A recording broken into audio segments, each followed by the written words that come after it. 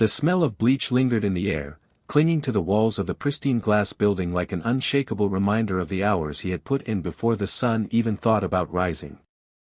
Daniel Harper moved quietly along the marble hallway, the wheels of his cleaning cart whispering against the polished floor. His shirt, an old blue janitor's uniform with his name stitched in fading white thread, was damp with sweat. He had been at it since 4 in the morning. Mopping, vacuuming, emptying trash bins, wiping down glass doors that always seemed to attract fingerprints like magnets. Every corner had to shine, every surface spotless. This building belonged to Linford and Chase Holdings, one of the most powerful corporations in the city, and Daniel took pride in his work, even if no one noticed. Well, almost no one. Every morning, a few employees from the early shift would nod at him or say hello. But the higher-ups? The executives? They walked past as if he was part of the furniture. And Daniel was fine with that. He didn't need attention, he just needed the paycheck. His 10-year-old daughter, Sophie, depended on it. Sophie was his reason for everything. After losing his wife to a sudden illness 5 years ago, Daniel had promised himself that he would be both father and mother to her. He worked nights and early mornings so he could be there when she got out of school. She loved art and books and the smell of fresh-baked cookies. She also had asthma, and Daniel kept a careful watch on her, never letting her run out of inhalers, always keeping their small apartment spotless to avoid triggers. That morning, as he scrubbed the last stubborn coffee stain from the conference room table, Daniel glanced at the clock. Just another 30 minutes and he could head home, maybe even catch a quick nap before picking Sophie up from school. But then the sharp, rapid click of heels echoed down the hallway. "You!" The voice cut through the quiet like a whip. Daniel looked up to see a tall woman in an immaculate cream-colored suit striding toward him. Her dark hair was pulled into a sleek bun, her expression taut with frustration. This was Veronica Chase, the CEO herself. He had seen her from a distance before, but never this close. "What in the world happened to my office?" she demanded, her tone dripping with accusation. "Who was in there last night?" Daniel hesitated. "Ma'am, I cleaned your office." "Just like always." Her eyes narrowed. "Then explain why there are water stains on my desk, papers shuffled out of order, and my glass award, moved 2 inches to the left." Daniel blinked. I wiped the desk, yes, but I didn't touch your papers, and I don't want excuses," she snapped, cutting him off. "If you can't follow simple instructions, you're useless to this company." "Ma'am, with all due respect." "You're fired," she said flatly. The words landed like a punch to the gut. Daniel's jaw tightened, but he didn't speak. There was no point in arguing with someone who had already decided you were guilty. By the time he turned in his uniform and stepped out of the building, the sun had risen fully. The city was alive with traffic, honking horns, and the smell of street vendors cooking breakfast. But Daniel barely noticed. All he could think about was Sophie, how he was going to explain this to her, how he was going to make rent next month. He tried not to cry. He failed. That evening, he still put on a smile when Sophie came home.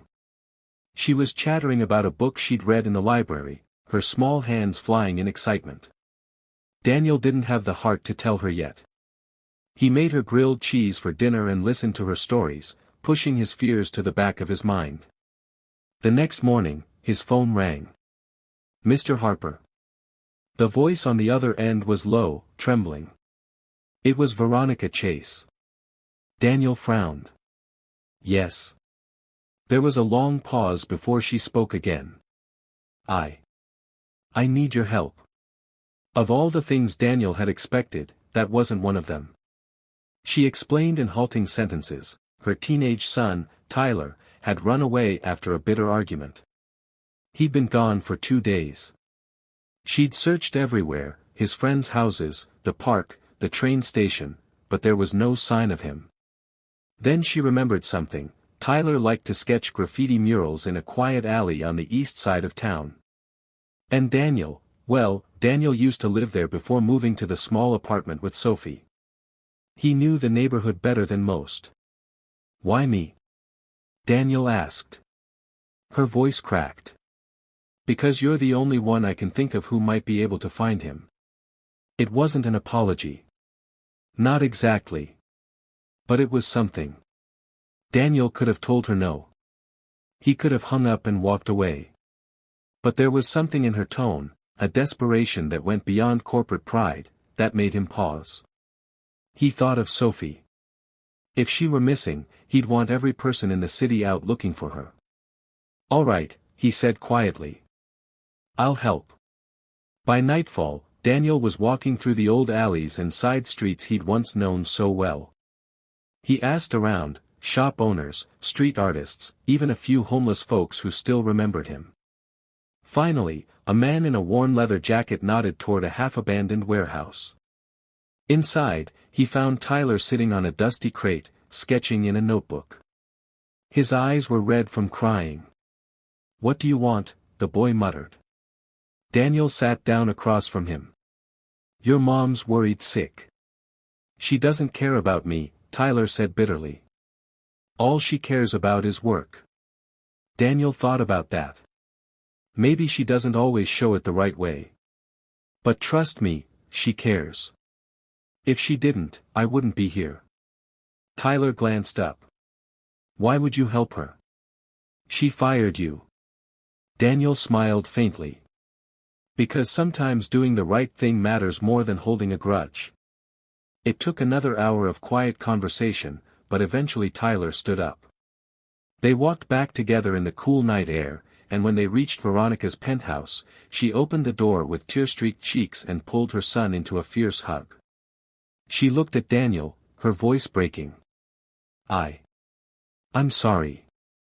I was wrong about you. About everything." Daniel nodded. "Just take care of him." The next day, a car pulled up outside his apartment.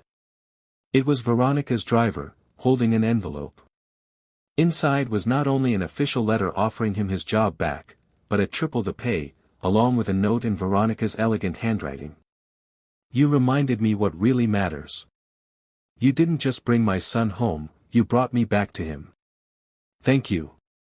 For Daniel, it wasn't about the money, though it would change everything for him and Sophie. It was about knowing that even when someone wronged him, choosing kindness had opened a door neither of them could have imagined. And in the quiet moments, he realized that sometimes, the people who hurt us most might just be the ones most in need of our compassion.